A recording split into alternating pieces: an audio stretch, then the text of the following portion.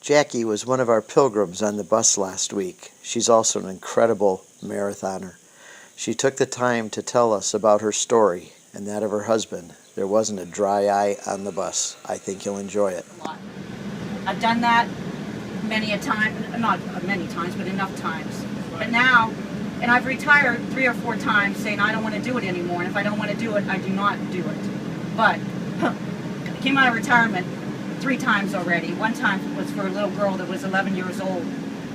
I also teach youth running groups, and she was in one of my running clinics.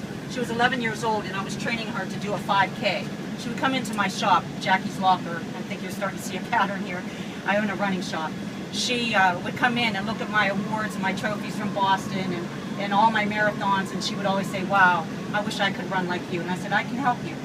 Started teaching her to run, and she started having some hip problems. She died 8 months later of cancer. On my necklace, I have a few charms that mean everything to me. One, of course, is a cross.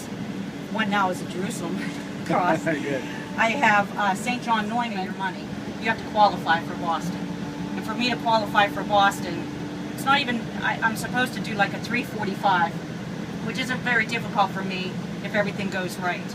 But 3:45 is my qualifying time. They only take the best of the best, so I will probably have to qualify at 3:10, and that's competing with the 18-year-old men. So it's a pretty big goal, being I'll be 50 next year.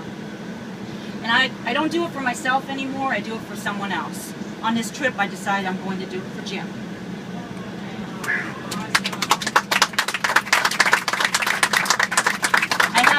I have his card right here in my hand.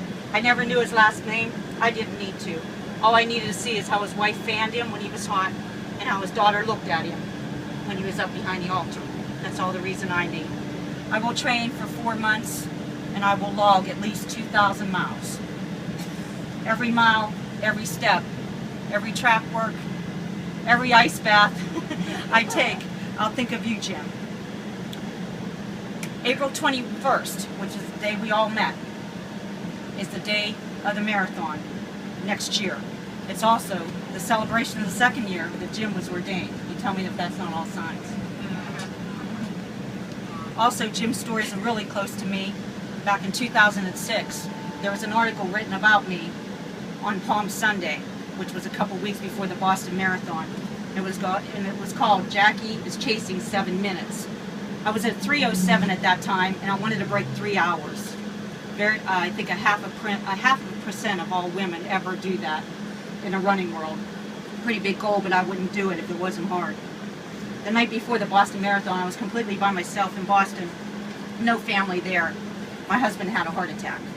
I spent the night with him the night before the Boston Marathon. At 2 o'clock in the morning, he said, Jackie, I want you to go and run for us both. I said, Andrew, Boston is Boston. I can't leave here. I didn't sleep. He said, Jackie, I am fine. I want you to run Boston for both of us. I walked back to my hotel. I got my bag, loaded up the food, went back because my husband is my husband. He's my friend. He's my coach. He's my chef. And he's my exhale. I inhale all by myself real good. But he's my calm. He's my exhale. Went back to the hospital.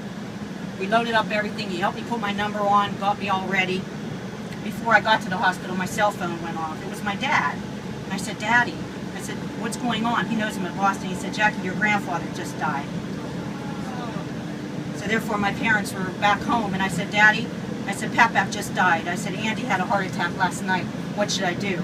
My dad said, my nickname is Spotty. He said, Spotty, do what you do best, run. I PR'd. It was my personal record of all time. I did Boston Marathon in 3:04. Wow. I didn't care about my time. I learned that day a big, valuable lesson. I went to the chapel right after I left my husband. I didn't pray to be fast. I didn't pray for anything but everything that I already had. I said, Pap, please be with me and show me the path and help me to be injury-free so I can finish that run and get back to my husband. Bad news is I got to the finish line, grabbed my bag. It took 3 hours to get back to the hospital because I was on the other side of Boston. There were 80 to 100,000 people there, only to find out my husband checked himself out. Because it was more important to him, against the doctor's orders, to see me cross the finish line. So just a short story, 2 days later my husband had a massive heart attack and he was life-flighted.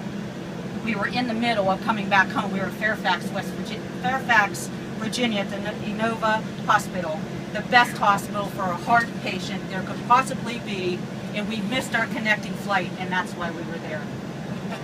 At 11:30 at night, my husband called me, woke me up, and he said, "Jackie, it's happening again." I got him outside, got him into the ambulance, and I called my mother. What did my mother do? She started praying with me over the cell phone. She started an Our Father. She prayed with me, and I got back with my husband at the hospital. They got him to one hospital, and they said, by land, it's 25 minutes to get to the specialist hospital. They said, your husband only has 7 minutes by air. There's my 7 again. I went from chasing 7 minutes, trying to cut 7 minutes, to begging for more than 7 minutes. I held my cell phone until they called me, and they told me he got there. Whenever he got there, they let me see him, and he was totally black. He was on a lung pump, heart pump, oxygen. The only thing I could see was his toes. They let me hold on to his toes. My husband went into a coma for 2 weeks. They called my mother and dad and said, "Come get her." This is when I became religious, really religious. I had nobody, but I wasn't scared. There was a little garden outside. It was the Garden of Sorrows, and I spent every night underneath the stars praying to God. I never felt alone. The morning that they gave my husband his last rites, and I have the card, 7 years ago today. It was on April 29th, 2006. I was laying over my husband's legs because he was going into convulsions, and they told me, "Jackie, we need to start taking him off his life support, because if we don't, he'll be a vegetable." My husband would rather be not among us than to be a vegetable. They said, "We're going to start doing that in the morning." I said, "Okay." So I was laying over his legs because he kept going into convulsions. My sister was with me, and the only thing I could think about is I wish I could have communion. If I could just have communion, I'd feel whole from the inside out. All of a sudden, somebody tapped me on the shoulder, and I looked, and it was a gentleman, and he was short, and he had a green, like a duster over, and he just looked straight at me, and he said, "Do you believe in miracles?" I said, "Yes, I do." He said, "Then you were the one I was sent to see." He said, "I'm here on behalf of St. John Neumann. Do you know that saint?" And I said, "No." He says, "The saint of miracles. He is the saint that interjects when people are too young and they're not ready for their time yet." He said, your miracle will be granted." That was on April 29th. My husband's birthday is May 2nd.